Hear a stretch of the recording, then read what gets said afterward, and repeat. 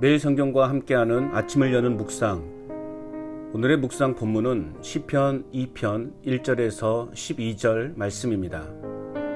묵상의 제목은 하나님을 경외하는 복 있는 삶입니다. 다윗의 언약을 통해 세워진 하나님의 왕권과 통치를 따르는 것이 복 있는 삶입니다. 그렇다면 하나님을 경외하는 사람은 어떤 사람입니까? 첫째는 1절에서 3절 말씀입니다.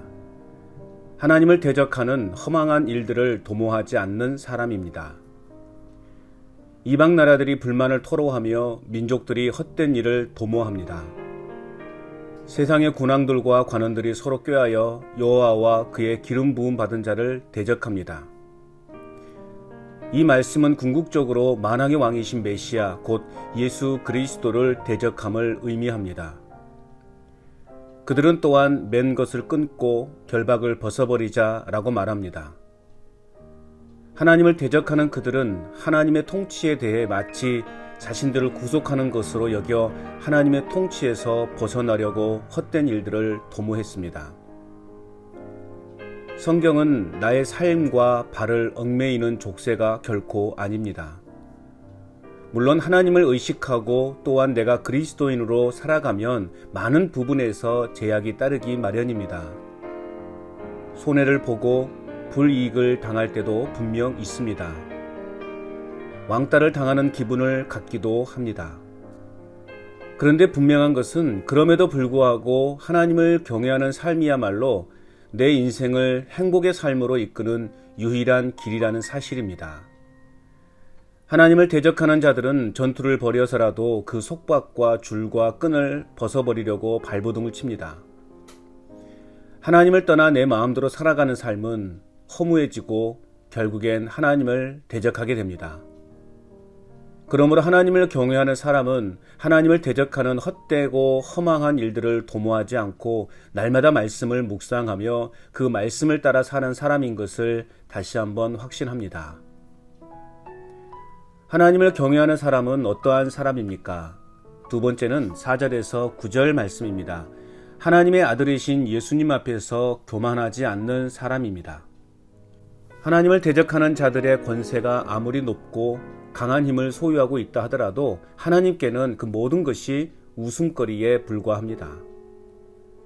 자신이 재림 예수나 되는 것처럼 그리고 영원히 죽지 않는다고 뻥치며 사람들을 현혹시키는 사이비 교주들을 보면서 하나님이 어이가 없으셔서 헛웃음만 치시고 계시지 않을까 하는 생각을 가져봅니다. 하나님은 당신을 대적하는 자들을 향해 비웃으시는 차원을 넘어서 그들의 행동에 대해 분노하십니다. 하나님은 그들을 향해 단호한 어조로 6절의 말씀에 보면 내가 나의 거룩한 산 시온산에 나의 왕을 세웠다라고 말씀하십니다. 그러므로 하나님이 세우신 왕, 곧 그리스도는 하나님의 아들이시며 그분이 구하는 모든 것을 이루어 주셨고 세상 모든 나라를 땅끝까지 그분께 주셨습니다. 나아가 나의 왕, 나의 주 예수 그리스도 그분에게는 능력과 권능과 세상을 능히 통치하시고도 남는 권세가 있으십니다. 세상의 권세자들은 철장으로 다스릴지라도 우리 주님은 질그릇 부수듯이 부수시는 분이십니다. 대적자들이 아무리 강하고 그들의 세력이 아무리 견고하다 할지라도 하나님의 역사하심에는 감히 어찌할 수 없습니다. 그렇게 왕으로 세우신 주님을 내가 지금 믿고 섬기고 있음이 얼마나 큰 행복인지 모릅니다. 그 주님께서는 나의 완악한 마음, 주님의 뜻에서 벗어나려고 하는 나의 마음, 쇳덩어리처럼 단단하게 굳어있는 내 마음을 깨트려 주시고 교만한 마음을 낮추어 주셔서 신실한 그리스도인으로 살아가게 하십니다. 내 인생의 진정한 왕이신 예수 그리스도께 순복하고 주님의 마음을 닮아 겸손하고 온유한 성품을 가지고 살아가는 것이 하나님을 경외하는 사람임을 다시 한번 확신합니다. 하나님을 경외하는 사람은 어떤 사람입니까? 마지막 세 번째는 10절에서 12절 말씀입니다. 하나님께 순복하여 세상의 권력에 휘둘리지 않는 사람입니다. 하나님을 대적하는 세상의 통치자들과 재판관들을 향하여 지금 바로 지혜와 교훈을 받으라고 경고하십니다. 세상의 권세와 권력은 영원하지 못합니다.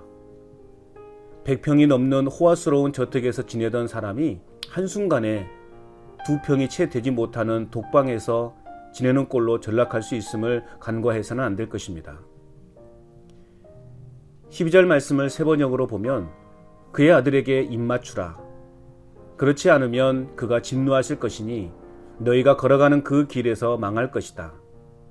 그의 진노하심이 지체 없이 너희에게 이를 것이다.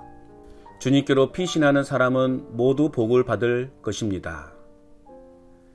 세상의 권력과 세상의 힘을 의지하지 않고 물질이나 명예를 소망하지 않고 오직 주님 한 분만 바라보고 주님만 의지하는 사람이 복 있는 사람임을 말씀하십니다. 세상의 권력에 빌부터 호화스러운 인생을 살아간들 그것이 진정한 행복이 될 수 있을까요? 물론 앞을 내다보지 못한 어리석은 인생들이라면 깨닫지 못할 수 있습니다. 그러므로 주의 깊게 신중함으로 분별력을 갖추어서 어떤 길이 올바른 길인지 어떤 길이 생명으로 이끄는 길인지를 지혜롭게 선택하여 행동해야 합니다. 더더욱 두려운 마음으로 주님을 섬기고 떨리는 마음으로 주님을 찬양하는 삶을 살아가야 하겠습니다. 현실은 답답하고 암담하다 할지라도 그 어떤 희망의 빛이 보이지 않는다 하더라도 주님만을 나의 피난처요 나의 도우시는 분으로 인정하여 세상의 그 어떤 권력에도 휘둘리지 않는 것이 하나님을 경외하는 사람임을 다시 한번 확신합니다. 오늘도 주님만을 나의 삶의 주인으로 인정하여 세상의 것들에 흔들림 없는 믿음의 삶을 살아갈 뿐만 아니라 영생의 길을 열어주시기 위해 독생자를 보내주신 하나님을 경외하는 삶을 살아갈 수 있기를.